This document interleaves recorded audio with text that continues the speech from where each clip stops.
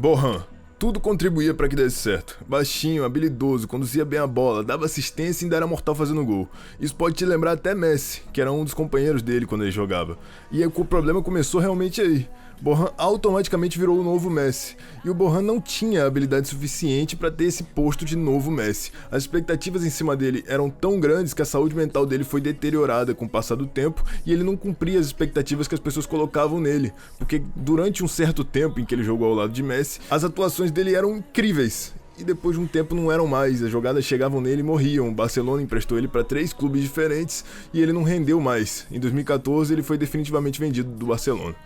Ganso. As expectativas no Ganso foram, e até pouco tempo atrás ainda eram, tão grandes que algumas pessoas diziam que Ganso, no auge, jogou mais do que o Neymar no Santos.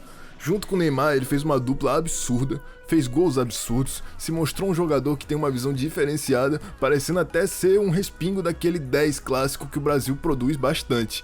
Ou melhor, produzia bastante. O negócio é que o Ganso não conseguiu dar continuidade em tudo que ele queria. Primeiro porque a lesão no joelho dele quando ele ainda jogava no Santos já reduziu muito a capacidade física dele. Ele tentou esticar a carreira e conseguiu realmente fazer uma carreira razoável, mas não no nível que as pessoas esperavam dele. No Sevilla ele foi fazendo poucas atuações e foi reduzindo o nível que ele jogava, assim como a curta passagem pela França. No fim das contas, Ganso não foi um fracasso, mas não foi tudo aquilo que se esperava. Afinal, falar que um jogador era melhor do que Neymar no Santos é muito grande.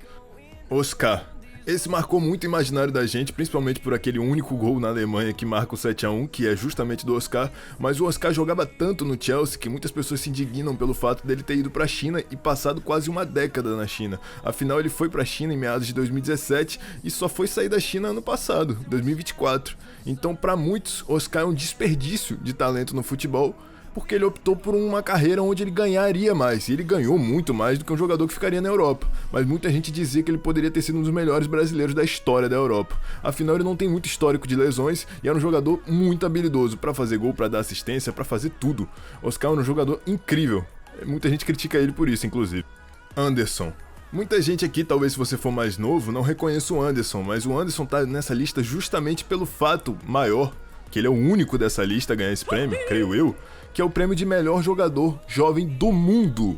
Sim, Anderson foi eleito o melhor jogador jovem do mundo em 2008. Sim, aquele prêmio Golden Boy, aquele mesmo prêmio que o Yamal ganhou. Sim, ele mesmo.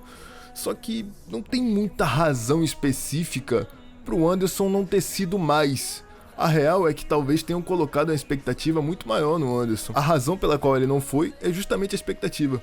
Com o tempo, depois que Alex Ferguson foi saindo do United, Anderson já não rendia mais, inclusive jogou com Cristiano Ronaldo nessa época.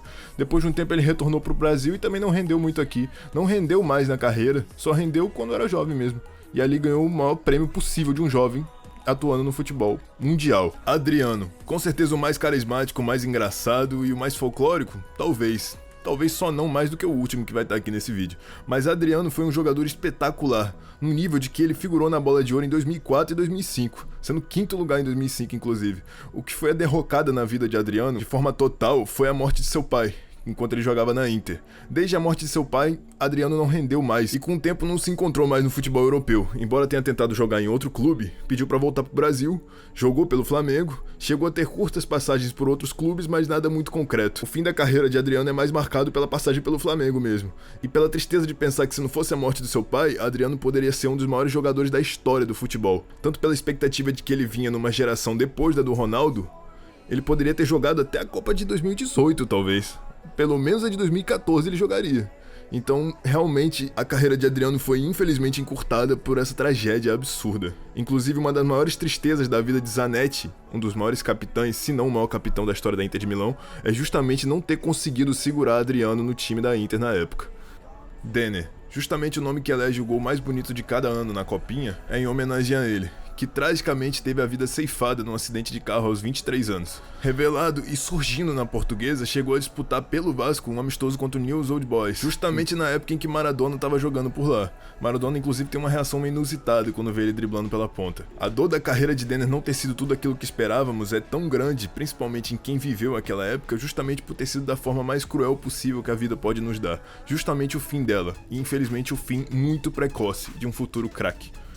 Alexandre Pato, talvez o primeiro jogador que você pense quando eu falo eterna promessa, mas o Pato não foi muito bem uma eterna promessa, ele foi uma promessa que estava se concretizando, até um certo evento. Você com certeza lembra daquele gol do Pato pelo Milan contra o Barcelona na Champions League, que foi o gol que justamente iluminou ele para o mundo todo. Naquele ponto todo mundo sabia que Pato seria um fenômeno, e até era comparado com o Ronaldo Fenômeno, embora fossem muito diferentes, Pato poderia ter sido justamente aquele que sucederia a posição do Ronaldo Fenômeno na seleção, e era tudo que se esperava dele, que ele fosse o jogador da seleção brasileira, o goleador da seleção, até porque a velocidade dele era implacável e tão jovem, até os jogadores brasileiros do Milan colocavam muita fé nele. Inclusive o Cafu em podcast sempre diz que botava a maior fé nele, na verdade não precisava nem de fé, ele era uma realidade. O que mais quebrou o Pato foi justamente as lesões. Pato teve lesões reincidentes que encurtaram totalmente seu sucesso na Europa. Quando ele tentava voltar, ele lesionava de novo. Fora dos campos, ele já não parecia ter o mesmo brilho e quando entrava também não parecia render da forma que rendia antes. Com o tempo, o Pato foi se apagando e foi deixando de ser aquilo que todo mundo esperava que fosse. Balotelli, talvez a personificação de personalidade ou a personificação de controvérsia dentro do futebol. Mário Balotelli jogou tanta bola que ele foi eleito sim, o melhor jovem do mundo em certo ponto. Na entrevista pós-prêmio ele disse que jogava mais que todo mundo. O único que jogava um pouquinho mais que ele era o Messi. O que causou a decadência de Balotelli é simplesmente um combo de tudo que pode causar a decadência de um jogador de futebol. Desde falta de profissionalismo, falta de disciplina, problemas pessoais, mudança de clube recorrente, problema com o treinador, perda de forma física, maluquice, todo tipo de polêmica possível e impossível Balotelli já fez. Inclusive pagar dinheiro pra um cara se jogar num rio. Seja lá o que seja esse negócio aí, não sei se é um rio, um lago, uma praia. O Balotelli já fez de tudo. Com o tempo, o Balotelli foi perdendo seu posto na Europa e foi jogando em outras ligas ao redor do mundo para ver se mantinha. Eu não sei ao certo nem aonde ele tá jogando hoje. Eu vou pesquisar nesse exato momento se o Balotelli ainda tá jogando, inclusive. Ele tá jogando? Sim, ele tá jogando no Genoa Cricket and Football Club. Aonde que é isso? Ah, é o Genoa mesmo. Hoje ele tá jogando no Genoa, clube de futebol italiano da cidade de Genova, na Série A em 13º colocado. Então o Balotelli tá tão esquecido que ele tá jogando na Série A da Itália. Pô, era pra eu estar lembrando disso. Mas a gente não lembra mais do Balotelli jogando, porque não é nem a sombra daquele que um dia foi. Daquele que um dia fez aquele gol na Euro, daquele que tem aquela comemoração sem camisa. Não é mais o mesmo. Não foi, se perdeu, infelizmente. Aquele que poderia ter sido um grande posto na luta contra o racismo. Aquele que poderia ter sido muito maior do que foi. Porque foi grande. Você sabe, daquele gol de ombro, aquela comemoração pelo Manchester City. Você sabe o quão grande poderia ter sido Mário Balotelli. E não é só folclore. Ele realmente jogava muita bola. Ele jogava bola demais. Infelizmente, Balotelli não cumpriu com tudo aquilo que a gente esperava dele. Então o vídeo de hoje foi esse, espero que tenha gostado. Se gostou, deixa o like, se gostou bastante pode se inscrever aí embaixo que é de graça. Aí em cima deve ter um vídeo relacionado que você pode ser que se interesse. Se interessar, clica aí que tem muito mais vídeo aqui no canal. É isso, agradeço pela atenção até aqui, obrigado e tamo junto.